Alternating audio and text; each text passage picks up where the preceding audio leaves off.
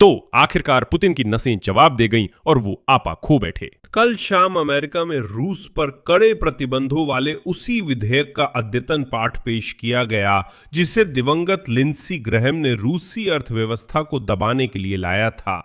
और आज ही 15 जुलाई की सुबह व्लादिमीर पुतिन के सहायक निकोलाई पत्रुशेव अचानक सामने आते हैं और घोषणा करते हैं कि रूसी संघ की नौसैनिक रणनीतिक परमाणु बलों को उच्च युद्ध तत्परता में रखा गया है। क्या यह संयोग है? बिल्कुल नहीं। यह एक साधारण योजना के अनुसार काम करता है जिसे हम पहले भी दर्जनों बार देख चुके हैं।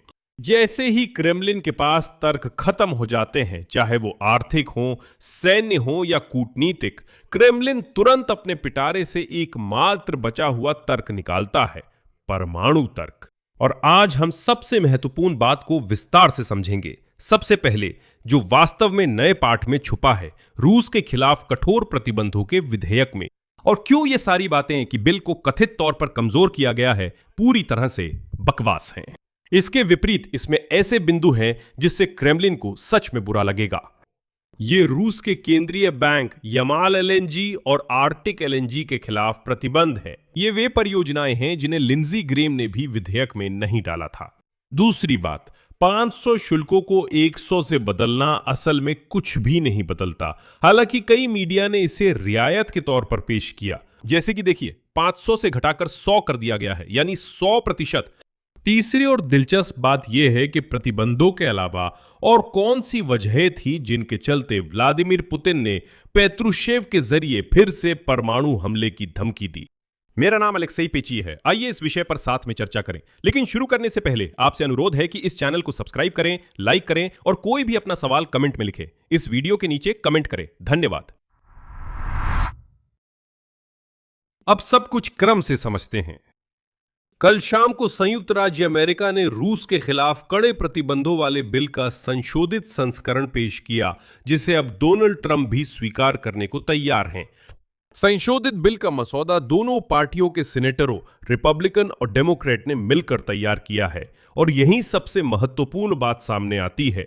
2025 के पुराने संस्करण में, जिस पर ग्रैहम और ब्लूमेंटल ने काम किया था, प्रतिबंध मानो वैकल्पिक थे। इनका इस्तेमाल करना डोनाल्ड ट्रंप पर निर्भर था, और ये इस बात पर भी कि रूस बातचीत मानता है या नहीं। मतलब प्रतिबंधों की हथौड़ी जरूर मेज पर रखी होती, लेकिन उसे उठाना या बस उसकी तरफ देखना पूरी तरह व्हाइट हाउस के मालिक के मूड पर निर्भर करता था। लिंडसी ग्रैहम हमेशा जोर देते थे कि कानून ट्रंप को पुतिन पर दबाव डालने का उपकरण देता है, पर इसका इस्तेमाल करना या नहीं वही तय करेंगे। अब सब बदल गया है। नया दस्तावेज अधिकार नहीं देता, बल्कि अमेरिकी राष्ट्रपति डोनाल्ड ट्रंप को इस कानून के पारित होने के 30 दिनों के भीतर प्रतिबंध लगाने के लिए बाध्य करता है। प्रतिबंध स्वचालित हो जाते हैं। यही बात हमने लिंडसी ग्रैहम की मृत्यु के तुरंत बाद आपसे कही थी। पहले प्रतिबंध सिर्फ मेज पर थे, अब खुद ब खुद गिर रहे हैं, बिना दोबारा सोचने का मौका दिए। यही असली बदलाव है। ये साफ है, और आप कह सकते हैं कि कुछ हद तक बचाव की गुंजाइश रहती है। डोनाल्ड ट्रंप अपनी पार्टी से कह सकते हैं कि इस कानून को कुछ समय के लिए टाल दिया जाए। वो इस विधेयक को वीटो करने की भी कोशिश कर सकते हैं। वो इसे प्रतिनिधि सभा में ब्लॉक करने की कोशिश कर सकते हैं, या कांग्रेस की इच्छा मान सकते हैं। अब विषय वस्तु पर बात करते हैं। यहाँ कई बातें जरूरी है। कई लोगों को असल में क्या हुआ ये समझ नहीं आया, जैसा कि मैंने प्रतिक्रियाओं से देखा। अमेरिका के राष्ट्रपति उन देशों और व्यक्तियों के खिलाफ 100% तक शुल्क लगा सकेंगे जो रूस को उसकी तेल और गैस बेचने में मदद करते हैं। साथ ही उन लोगों के खिलाफ भी शुल्क लगाए जाएंगे जो तथाकथित शैडो फ्लीट के जरिए क्रेमलिन को प्रतिबंधों से बचने में मदद करते हैं। इसमें रूसी तेल के 5 सबसे बड़े खरीदार शामिल है। ये है चीन, भारत, स्लोवाकिया, हंगरी और अजरबैजान। और शैडो फ्लीट के साथ खेल खेलने के लिए तुर्की, संयुक्त अरब अमीरात, सिंगापुर और मध्य एशिया के कई देशों को भी इसका खामियाजा भुगतना पड़ सकता है। और अब सबसे दिलचस्प बात, क्योंकि यहां मैं इस बात से बिल्कुल भी सहमत नहीं हूं कि कई मीडिया ने इसे जिस तरह से पेश किया है। कई प्रकाशनों ने इस तरह की हेडलाइन के साथ खबर छापी कि विधेयक में संशोधन ने मानो नर्क जैसी पाबंदियों वाले विधेयक को कमजोर कर दिया है उसके लेखक की मौत के बाद। मुझे नहीं लगता कि उन्होंने इसे कमजोर किया है। आइए बिंदुवार और स्पष्टीकरण के साथ समझते हैं, जिससे आपको सब समझ आ जाएगा। तो तथाकथित पहली ढील, रूस के व्यापारिक साझेदारों पर 500% द्वितीयक शुल्क की जगह 100% शुल्क कर दिया गया। सुनने में तो ये नरमी जैसा लगता है ना? मतलब पहले 500 थे, अब 100 हो गए। लगता है जैसे 5 गुना कम कर दिया गया हो, लेकिन असल में इसका कोई मतलब नहीं है। 100%, 500%, जितना भी हो, कोई फर्क नहीं पड़ता। जो भी 100% से ऊपर है उसे निषेधात्मक शुल्क कहा जाता है। यूं ही इसे ऐसा नहीं कहा जाता। मतलब 100% शुल्क किसी भी साझेदार के साथ व्यापार को खत्म कर देता है। 500% तो बस सुर्खियों के लिए अच्छा लगता है, ये सुनने में डरावना लगता है, पूरे 500%। लेकिन असल में आर्थिक रूप से 100% और 500% का असर बिल्कुल एक जैसा होता है।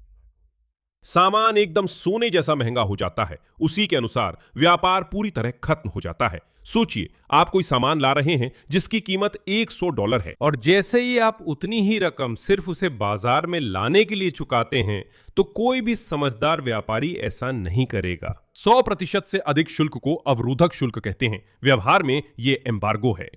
यानी इसे एम्बार्गो नहीं कहा जाता, बल्कि कहा जाता है कि हम सिर्फ शुल्क लगा रहे हैं। तो ये कोई नरमी नहीं है, ये सिर्फ दिखावा है। इसे तथाकथित नरमी नंबर 2 कहा जाता है। उन देशों के लिए छूट जो रूस से अपनी कुल खपत का 15% से कम गैस आयात करते हैं और साथ ही इस आयात को कम करने की कोशिश कर रहे हैं। मैं इस बिंदु पर ध्यान दूंगा क्योंकि यह इशारा देता है कि वे सचमुच प्रतिबंध लगाने जा रहे हैं। मैं कारण बताता हूं। क्योंकि इस विधेयक के इसी बिंदु की आलोचना की गई थी कि इसकी वजह से सहयोगी और साझेदार भी प्रभावित हो सकते हैं, और न सिर्फ प्रभावित हो सकते हैं बल्कि निश्चित रूप से होंगे। और यही बिंदु साझेदारों को इस खतरे से बाहर निकालता है। ये प्रावधान उदाहरण के लिए जापान, फ्रांस, हंगरी और बेल्जियम को इस खतरे से बाहर निकालता है। ये रूस के लिए तोहफा नहीं है कि हम उन लोगों को प्रतिबंधों से बाहर कर रहे हैं जो कुल गैस खपत का 15% से कम खरीदते हैं। ये रूस के लिए कोई तोहफा नहीं है, ये पश्चिमी साझेदारों की खुद को नुकसान पहुंचाने से सुरक्षा है। बस यही है वे तथाकथित रियायतें जिनके बारे में कुछ मीडिया अभी लिख रहे हैं। जैसा कि आप देख सकते हैं, दोनों ही बस खोखले हैं। अब देखिए वहां असल में क्या कड़ा किया गया है, क्योंकि ये ऐसे ठोस बिंदु हैं जिन पर जरूर ध्यान देना चाहिए। पहला कड़ा कदम है रूसी छाया बेड़े के जहाजों पर प्रतिबंध, जो पश्चिमी समुद्री सेवाओं पर निर्भर नहीं है। शब्दावली थोड़ी अस्पष्ट है, लेकिन सबसे अधिक संभावना है कि बात इस बारे में है, उन टैंकरों के बारे में जो यूरोपीय बंदरगाहों में सेवा लेते हैं या यूरोपीय बीमा के साथ चलते हैं।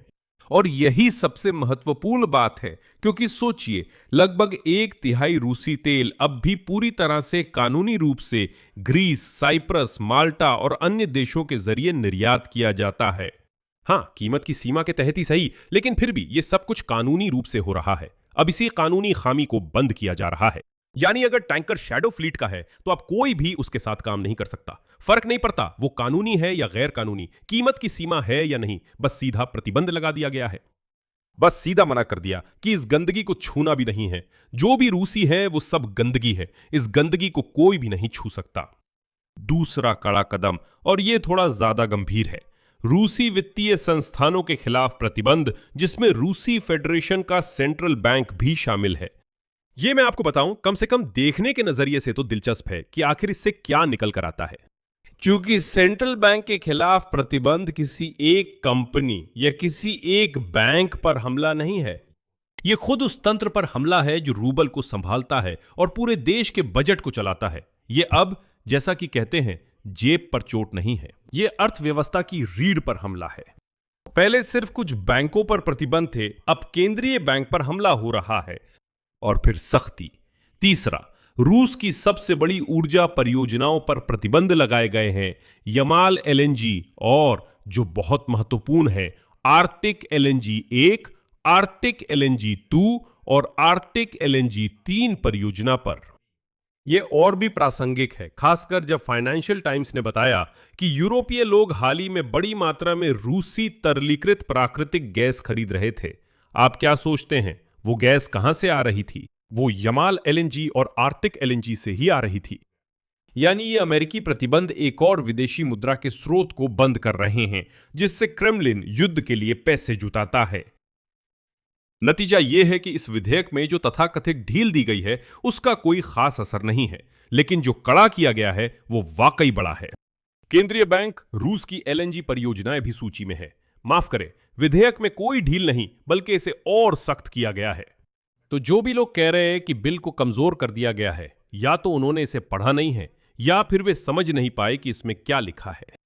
सच यह है कि एक सवाल अभी बाकी है। ट्रंप ने हाल ही में कहा कि विधेयक पूरी तरह तैयार नहीं है, हालांकि वे इसका समर्थन करते हैं। मुद्दा यह है कि बिल में द्वितीयक शुल्क जोड़े जाएंगे या नहीं, यह स्पष्ट नहीं है, खासकर ईरान और हिजबुल्लाह के साथ व्यापार के लिए।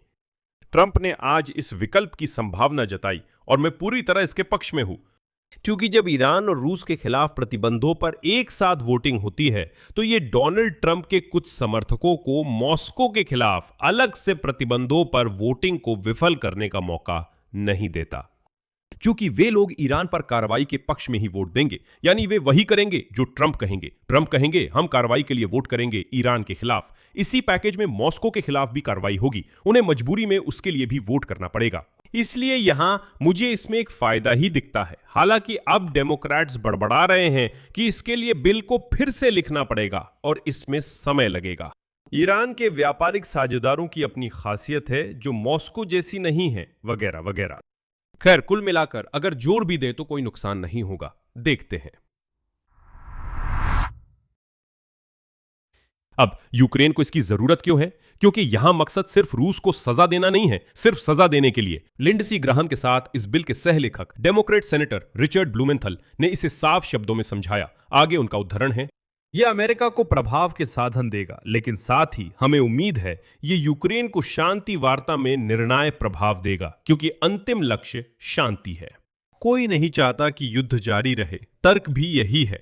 प्रतिबंध स्वयं में लक्ष्य नहीं है, यह सिर्फ एक हथौड़ा है, जैसा लिंडसी ग्रैहम ने कहा, जिससे रूस को उसके इस गंदे बेशर्म मुंह पर मारा जाता है और वार्ता के लिए मजबूर किया जाता है, और वो भी उन शर्तों पर जहां यूक्रेन को महत्व मिलता है। मतलब रूस से कोई विनती नहीं की जाती, बस उसके सिर पर हथौड़ा लहराया जाता है और कहा जाता है, साले या तो तू मेज पे बैठ जा, नहीं तो तेरा सिर खुद समझ ले। खुद ट्रंप ने आज इस दस्तावेज के अपनाए जाने की संभावना को काफी ज्यादा बताया। मतलब मामला धीरे धीरे अपने अंजाम की ओर बढ़ रहा है। ट्रंप ने आज कहा कि वो पुतिन को वार्ता की मेज पर लाने का मौका देख रहे हैं और अंत में वो युद्ध खत्म करने को राजी होंगे।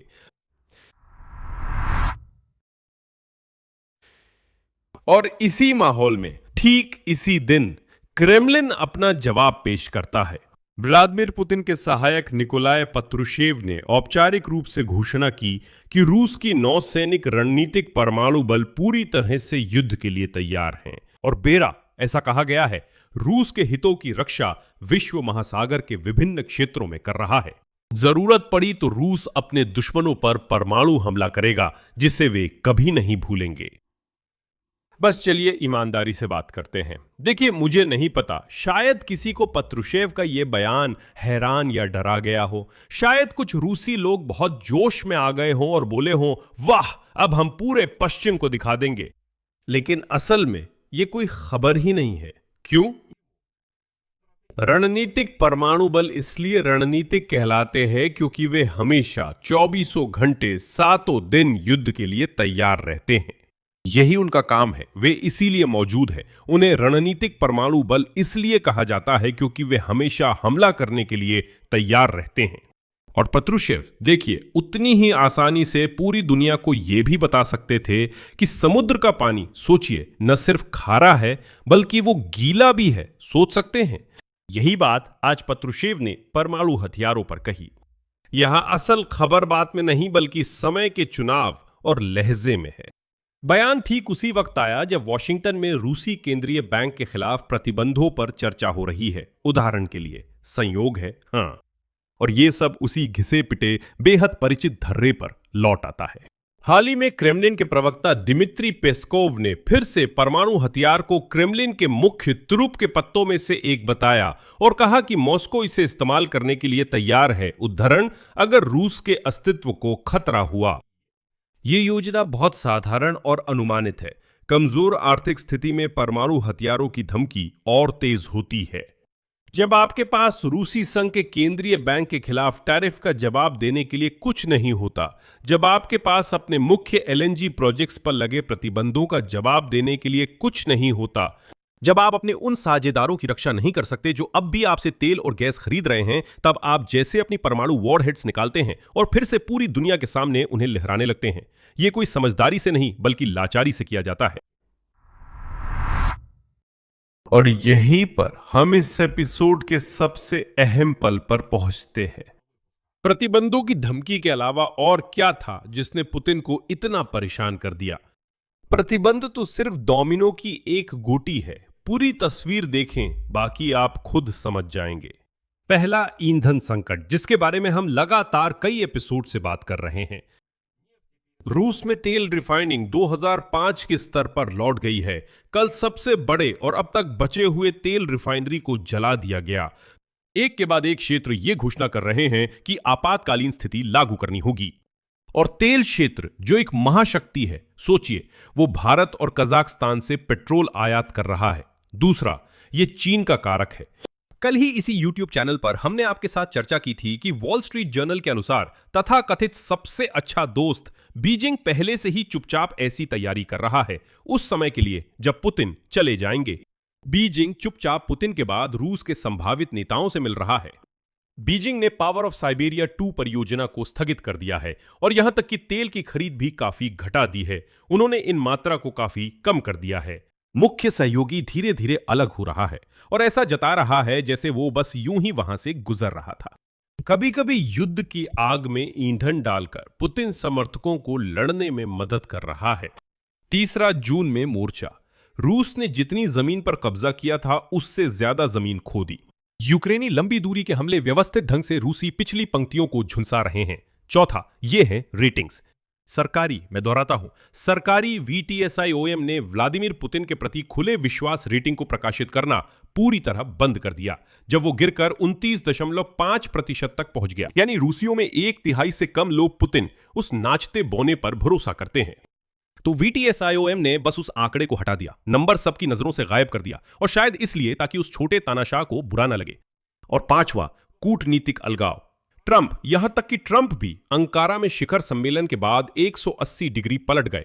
उन्होंने रूस में तेल रिफाइनरियों पर यूक्रेनी हमलों की तारीफ की, यूक्रेन को पैट्रियट की अनुमति दे दी और व्लादिमीर पुतिन से वादा किया गया फोन कॉल अब तक नहीं किया। मैं याद दिला दूं, आज 15 जुलाई है। 8 जुलाई को ट्रंप ने वादा किया था और उसी शाम पेस्कोव ने कहा था कि अभी तक फोन नहीं आया, लेकिन हम इंतजार कर रहे हैं। व्लादिमीर पुतिन तैयार है।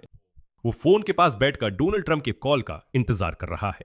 देखिए, हमें उम्मीद है कि डोनाल्ड ट्रंप के पास समय होगा कि वो इस नाचते हुए नमूने व्लादिमीर पुतिन को फोन कर सके। कैलेंडर पर 15 जुलाई है। हफ्ता गुजर गया, किसी ने फोन नहीं किया और ये बेइज्जत वोलोदिमीर पुतिन शायद अब भी फोन के पास बैठा है। तो और जब हम ये सब एक साथ जोड़ते हैं तो समझ आता है कि पेत्रुशेव की परमाणु बयानबाजी ताकत का संकेत नहीं है, बल्कि ये कोने में फंसे जानवर का लक्षण है। क्रेमलिन के पास एक एक करके सारे आर्थिक, सैन्य, कूटनीतिक आदि दबाव के साधन एक एक करके खत्म होते जा रहे हैं। अब बस एक आखिरी साधन बचा है और उसे बार बार दिखाया जा रहा है क्योंकि बाकी सब अब काम नहीं कर रहा। और जानते हैं इसमें और क्या खास बात है? ये पेस्कोव की प्रतिक्रिया है उन सभी प्रतिबंधों पर जो अभी लागू भी नहीं हुए हैं। उन्होंने आज कहा कि क्रेमलिन ध्यान से सुन रहा है, नोट कर रहा है और अमेरिका से आने वाले बयानों का विश्लेषण कर रहा है। और आगे एक ऐसी चूक है जो क्रेमलिन की सारी उम्मीदों को पूरी तरह उजागर कर देती है। पेस्कोव का उद्धरण। हम देखते हैं कि अभी अमेरिकी दूसरे कामों में व्यस्त हैं। उनके पास यूक्रेन संकट के समाधान का समय नहीं है। यही बात है। मॉस्को की रणनीति पेस्कोव के एक वाक्य में साफ है। क्रेमलिन को उम्मीद है कि प्रतिबंध नहीं लगेंगे क्योंकि ट्रंप के पास यूक्रेन के लिए समय नहीं है। क्रेमलिन को लगता है कि ईरान और हार्मुज जलडमरू मध्य वॉशिंगटन का ध्यान भटका देंगे और ट्रंप रूस पर ध्यान ही नहीं दे पाएंगे। पेस्कोव सचमुच इस बात को पकड़ कर बैठे हैं कि अभी अमेरिका के लिए मध्य पूर्व में हालात बिगड़े हुए हैं और अपने लोगों को इशारा कर रहे हैं कि चलो हम इंतजार कर लेते हैं जब वहां उनके पास थोड़ा समय हो जाए, क्या पता इस बार भी हम बच जाएं। अभी प्रतिक्रिया ना दे, उंगलियां क्रॉस करे, उम्मीद करे कि ट्रंप बस इस पर ध्यान ना दे। यही क्रेमलिन की योजना है। ये तो उन प्रतिबंधों को मात देना भी नहीं है। योजना यह है कि चुपचाप बैठे रहे और उम्मीद करे कि ट्रंप के पास एक साथ दो मोर्चों पर लड़ने का ध्यान नहीं रहेगा। साफ कहे तो यह दाव खास नहीं, लेकिन रूसियों के पास शायद अब और विकल्प नहीं है। आइए अब नतीजा निकालते हैं। अमेरिका ऐसे प्रतिबंध बना रहा है जो पहली बार खुद ब खुद लागू होंगे, यानी डोनाल्ड ट्रंप आखिरी समय में इन्हें रोक नहीं पाएंगे।